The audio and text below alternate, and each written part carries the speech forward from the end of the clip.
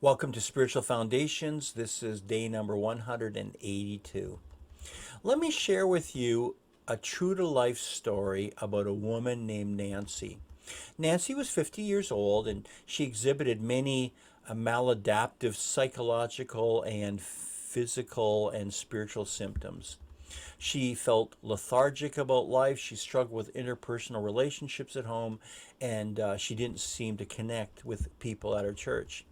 And so she made an appointment to see her doctor, who discovered that her blood sugar levels were high. In spite of the fact that Nancy was at least 50 pounds overweight, the doctor did not question her about her eating habits or her lack of exercise. Her spiritual condition wasn't even considered as an option for treatment, and so the doctor gave Nancy a written prescription for an oral diabetes medication to treat her pre diabetic symptoms. Well, Nancy dutifully took her medication and made an appointment to see her pastor. He listened patiently about her struggle with depression and family problems, and he asked her about her prayer and devotional life, which were virtually non existent.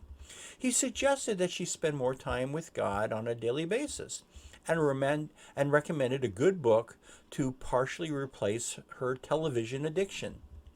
Meanwhile, she continued her same eating habits and tried to improve her spiritual disciplines. However, the medication for her pre diabetic condition gave her chronic indigestion, so she started taking an H2 blocker like Tagamet, which reduced her digestive symptoms. However, then her stomach acid, which was low to begin with, was practically non existent. Consequently, she was not digesting food as well, which reduced her nutrition input. The medication also put more stress on her kidneys, and because her estrogen level was low, she contracted a urinary tract infection. Nancy's doctor put her on antibiotics for the condition, but that lowered her immune system and killed all the beneficial bacteria in her colon. The result was a bad case of the flu, which she couldn't seem to overcome, and she had constant discomfort from a colon imbalance. And Nancy soon started taking antihistamines for the sinus infection, and her doctor recommended a hysterectomy to solve her urinary tract problem. The advice seemed logical, and so Nancy had the surgery and started taking synthetic hormones, which made her feel depressed. She saw a psychiatrist who wrote out a prescription for Prozac to treat her depression.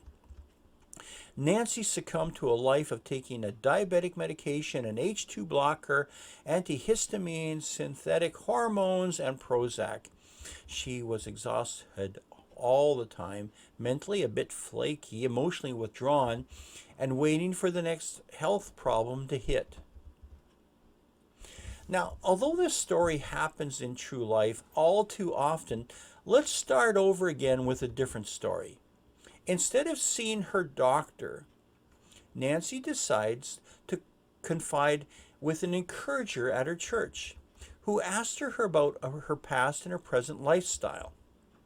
The encourager senses that Nancy has some unresolved personal and spiritual issues and invited her to attend a small group that was going on at her church called the Victory Series, a study by Neil Anderson. Nancy's first inclination was, of course, decline the offer because another night out sounded like just too much work for someone as exhausted as her. However, her friend reminded her that it would be good for her to get away from the family responsibilities once a week and do something for herself for a change. So reluctantly, Nancy agreed to come to the study. Her friend recognized that she needed a lifestyle change and invited Nancy also to go with her to the YMCA and start an exercise program that wasn't too extreme.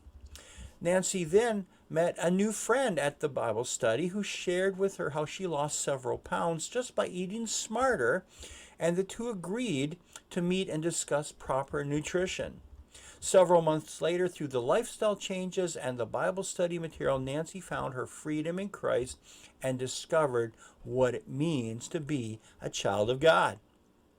Because of the encouragement of her friend, she stuck it out at the YMCA and her energy level increased significantly, partly due to her new eating habits. She lost 20 pounds, her blood sugar level returned to normal. She also made some new friends at the YMCA and at the small group Bible study.